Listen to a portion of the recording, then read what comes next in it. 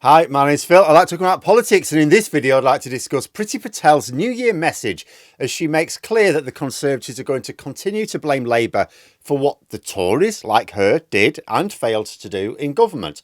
The stop punching yourself strategy didn't really work for the general election last year, and it's not clear how they expect it to work next time either. But first, for daily political commentary, please hit the subscribe button so you don't miss out.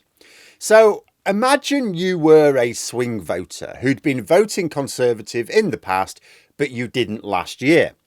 Now imagine that the Tories are saying, they're trying to win your vote back. And they're saying that they want to do all the same things they did during the last Parliament. Would you be tempted to vote for them at the next election? Priti Patel seems to think you will. With the news that channel crossings were higher in 2024 than the previous year, senior Conservative Chris Philp has tried to suggest that this trend only began since the election. And Priti Patel has said that Labour voted against a range of measures designed to deal with the issue. But the reality is that the problem was created by the Conservatives. The measures that Patel mentions were not voted down by Labour. And last year was on track to see record crossings before the election. Now, I'm not going to go over all the ways in which the Conservatives manufactured the small boats crossings issue again, because I seem to cover that a few times a year as it is, and I suspect I'll be doing so in the future. But it is worth pointing out some things, like especially regarding Patel's statement. First of all, she describes Labour as having voted against action undertaken by the Conservatives to deter and remove illegal migrants. That's what she says. Now, Labour had about 200 MPs out of a House of Commons of 650.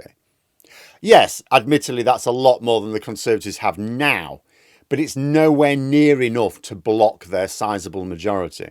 Whatever the Conservatives wanted to legislate for, they legislated for. I mean, I've mentioned they passed a number of laws during the last Parliament that had no support from other parties, no cross-party support at all.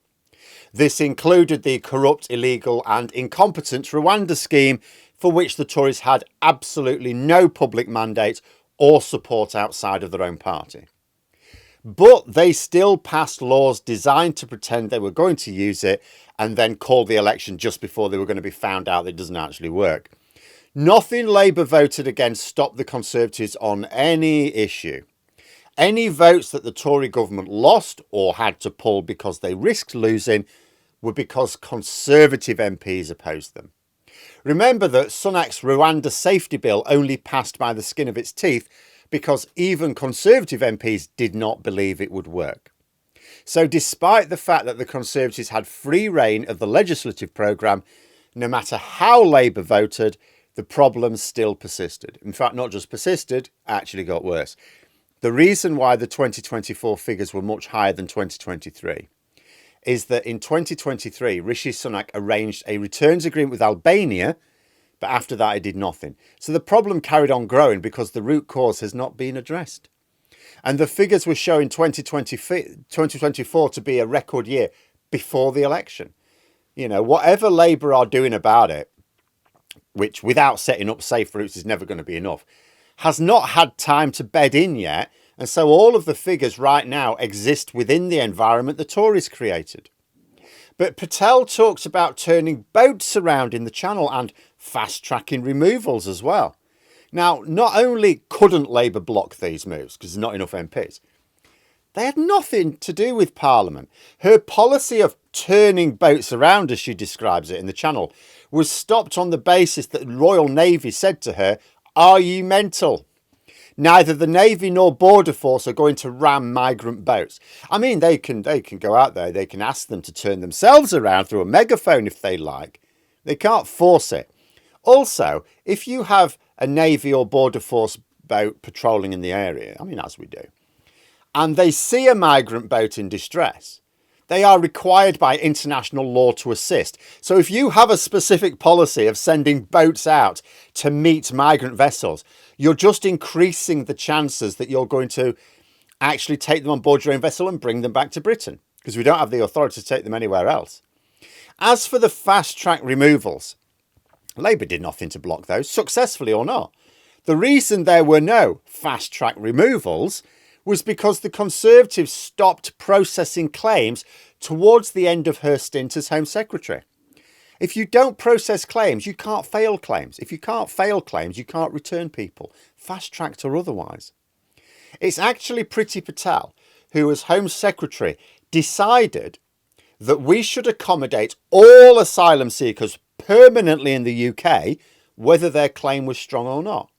And this statement does a couple of things. First, as I said at the start, it shows that the Conservatives are continuing to accept failing to accept responsibility for their own failures, because they're blaming what was a severely weakened opposition for voting against their majority. That's not going to fool even the dimmest of voters. I mean, imagine at the next election, let's say some of Labour's plans backfire, right? Let's say they go, oh, it's all went to hell, right? What are we going to do? I know, let's claim it's because the Tories voted against it. The media would ridicule them mercilessly. But Patel's also saying something else here. She's still talking up the sort of unrealistic and illegal policies now championed by Reform UK. It's a fatal error that the Conservatives don't seem to have learned from. It's especially stupid coming from Patel, who was the Home Secretary for most of the last Parliament. There are some Tory MPs who can probably claim, oh, yeah, we messed up, but it was actually just the people in charge, like Priti Patel, who messed up. I mean, what sort of voters is she trying to win over? Those who think it is both feasible and desirable to ram people in the open sea? In which case, she won't win them over, because they know she was given control of immigration for several years and failed to deal with it. Also, she can adopt no policy that Reform UK will not outbid her on with an even more insane and unrealistic one. And as for voters who want a pragmatic approach, Patel has no chance of appealing to them. And you could say the same for a range of Conservative policies. There's no point in them sticking by policies they had in government in areas where they were seen to have failed. Like, by their own standards, the Conservatives failed on the economy and particularly taxation, and they failed on immigration, by their own measures. By the public's measures, they also failed on healthcare, water quality, energy, levelling up at the very least. How on earth do they suppose they're going to win another election?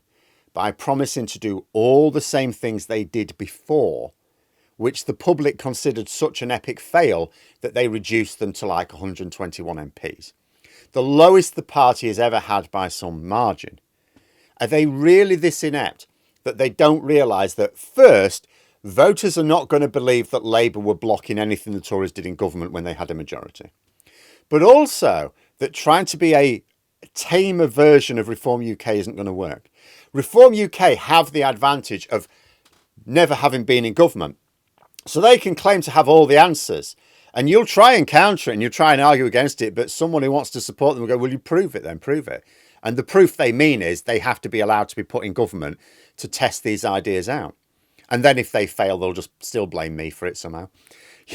So they can claim to have all the answers. But the Tories have got a track record of the highest tax rate on record, the highest net migration on record, presiding over the first Parliament to see a fall in living standards on record, and any number of other highly undesirable records. Frankly, it's risky enough that Badenoch allows someone tainted so strongly by the Tory failure on immigration as Priti Patel to occupy such a senior role on her front bench. But to allow her to say the Tories want to come back to government to do all the same things they did before beggars belief. But there we are. Those are my thoughts. Let me know yours in the comments below. If you've enjoyed the video, please click the like button and subscribe for further content. If you'd like to support the channel further, you can click the join button for memberships. Thanks for listening, and until next time, I'll see you later.